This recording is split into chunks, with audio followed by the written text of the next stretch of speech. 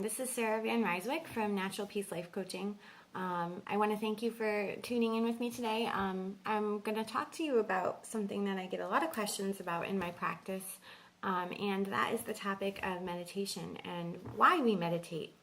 So I've had a meditation practice in place for several years now, and it's been kind of on and off, but recently I've really started to gain a lot of good momentum with my meditation practice. So I want to talk about, how we can meditate, the reason we want to meditate, and what it does for us as far as how things manifest in our life and just overall well-being in having a meditation practice. One of the greatest teachers that I've used for my practice his name is David G. Davidji, and he does a ton of really great free guided meditations, which I really recommend to people who are just starting out with a meditation practice, because it's easier to have somebody kind of helping you focus through a meditation than it is to just kind of sit in silence. There are many, many different types of meditation.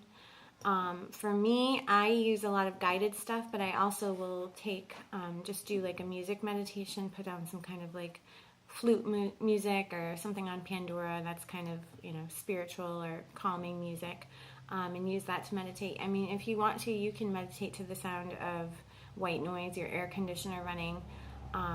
The whole reason behind meditation is to stop thought, or slow thought rather. This is why a lot of people tell me that they're not doing it right, or that they think too much and that's why they can't meditate. I understand that, but that is actually the purpose of meditation. People would do really well with meditation if they accept that there is no wrong or right way to do it. What you get out of your meditation is as individual as you are, and as long as you go into it with good intentions, you're gonna benefit in some way. I also want to touch on the subject that it's a meditation practice because you continue to get better and better at it. There's never, you're never gonna hit this place where you've accomplished everything and you're not gonna learn something about how you meditate. It's kind of an ever-expanding practice, if you will. So with that, I have noticed over the past couple of weeks, I have really been sticking to my meditation practice and making sure it's something I do at least 10 to 15 minutes every day, maybe more some days.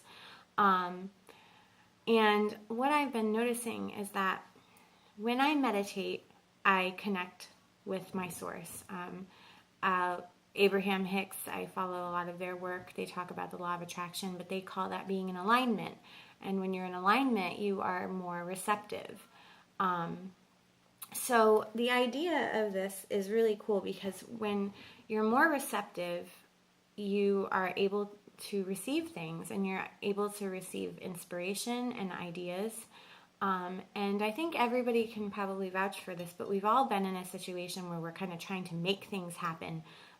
That's the word motivation kind of irks me because motivation has this kind of feeling like, I got to muster up the energy and go do something I should do, and I'm not motivated to do it. Well, if you're not motivated to do it, there's probably a good chance it's not going to go well for you.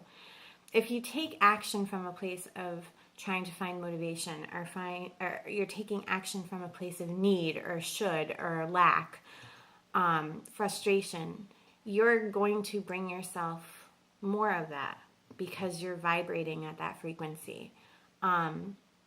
So meditation is kind of like the pattern interrupt for that, which is really cool. If you can take 10 minutes and go, plug into some earbuds or, go for a walk or do something to kind of interrupt your we'll say frustration. If you can take that time to get away from the frustration and with the intention of just kind of calming down your mind and knowing that your mind's going to drift. Everybody does when they meditate. That's natural. That's what humans do. If you can take that time to reconnect with your source and to just allow yourself to breathe and allow yourself to focus and allow yourself to just be and get yourself into alignment, things are going to go so much better for you. There's a Sanskrit saying, yoga Socceroo Karmani, which means establish yourself in the present moment and then take action. And this is like the heart of everything I'm talking about. Typically, people do really well when they meditate first thing in the morning because it's like a bookend for your day. It will start your day out on a really good foot, and you're going to have all this positive momentum. When you connect with your source and you take 10 or 15 minutes to meditate right off the rip, you're going to bring in more things that just line up with that high vibration, and your day's going to go better. I usually try to meditate again around 2 or 3 o'clock in the afternoon, because it's by that time there's been a lot of things that have happened, so I usually like to kind of hit the reset button. And the same thing can be said for napping. I have a 4-month-old and a 4-year-old, and I take a lot of naps because I need to. And what happens, again, it's similar to meditating, but you're giving your mind that pause and you're allowing yourself to raise your vibration. And in raising your vibration, things happen so much easier for you. Again, if you are in a frustrated state or in this lackful state or a place of need and things need to happen, you're coming at it all the wrong way and you're vibrating this lower frequency, and things don't always happen the way that you want them to. When you meditate and when you nap and when you wake up from that or come out of your meditation, your frequency, your vibration has lifted, and you're in a state where you're going to receive things that vibrate with where you are after the meditation. So many times I've meditated, and sometimes I beat myself up and say, oh, it wasn't a good meditation. I was kind of swirling around and thinking about things I shouldn't. But what happens is I still kind of lift myself out of lack or need or frustration. What I was vibrating when I went into the meditation starts to lift and dissipate. And when I'm out of it, I feel lighter. And sometimes things just come to me. I've had multiple great ideas come out of meditation. I meditate for 15 minutes and then I get an idea about an article I want to write or somebody I want to contact or something I wanted to follow through with, or even just having the energy to go do the dishes or to go pick up the girls' bedroom or something like that comes from realigning myself and having that energy kind of rejuvenated. So yeah, I want you all to take this very seriously and realize that anytime you're coming at something from a place of frustration or from a place of need or from a place of irritation, you're just going to amplify it. So if you have to do something that you don't really want to do, promise me you'll take 5 or 10 minutes or 15 or 20 and go take a nap or put on a guided meditation or do something along those lines, because you're going to lift your vibration and then things are going to go so much better for you, and you're not going to be running around like a crazy person trying to make things happen.